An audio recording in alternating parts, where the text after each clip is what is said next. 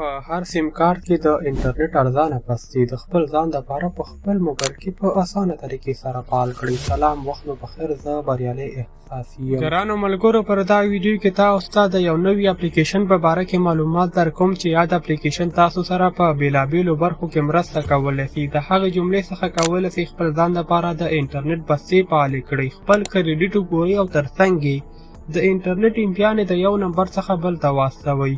طریقه اسانه ده خو له حل څخه وړاندې که چیرې زموږ دا ویډیو معلوماتي وي یو لایک ورکړئ، چینل سبسکرایب کړئ او زموږ د ملاتړ دپاره یو ښه کامنټ وکړئ. ګرانو ملګرو، راځو د موبایل سکرین ته.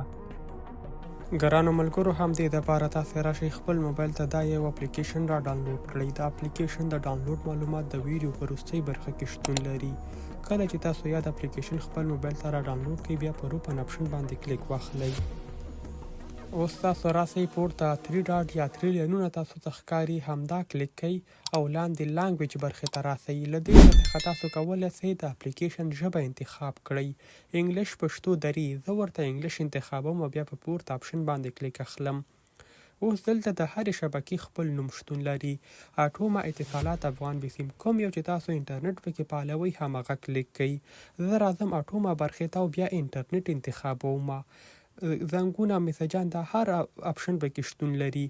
اوس لومړی برخه ورځنی. تاسو کولی شئ خپل ځان لپاره ورځنی انټرنیټ له دې څخه فعال کړئ. همدارنګه هفتوار، میاشتنی، شپنی او دې ترڅنګ د فیسبوک ځانګړي بنډلونه دلته شتون لري.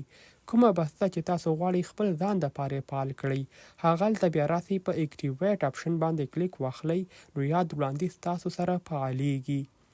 له دې څخه وروسته بیک راځو. اوس تر ټولو مهم موږ او تاسو دپاره د سروس برخه ده. په دې کې هر آپشن او هره برخه شتون لري. که هر سیم کارت تاسو لرئ ټول معلومات پکې شته. سروس برخې ته راسئ. لومړی اټومه. تاسو ګورئ هره شبکه چې تاسو کاروئ همغه انتخاب کړئ. زه راځم اتصالات برخې ته.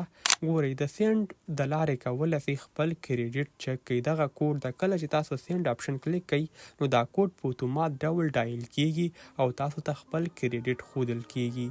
دوهم، کولی شئ خپل بلانس یا خپل انټرنیټ بلانس په دغې طریقې سره چک کړئ. هر یو ځانګړی کوډ لري. هره شبکه خپل ځان دپاره ځانګړی ادرس لري.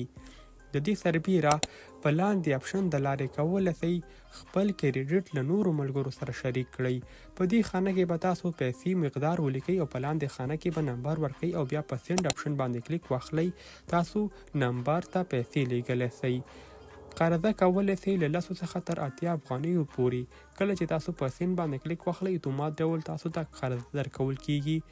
د سینډ انټرنیټ د لارې کولی شئ د انټرنیټ امبیانې له خپلو ملګرو سره شریک کړئ. په اماونټ برخې کې به د انټرنیټ امبیانې ولیکئ او په لاندې خانه کې په هغه نمبر ورکړئ کوم ته چې تاسو انټرنیټ امبیانې لیږل غواړئ او بیا په سینډ آپشن باندې کلیک واخلئ. په دغه طریقې سره کولی شئ انټرنیټ له یو نمبر څخه بل ته واستوئ. خو په یاد ولرئ تاسو کولی شئ د 1 GB انټرنیټ په اندازه خپلو ملګرو سره شریک کړئ. د دې څخه زیات امکان نه لري.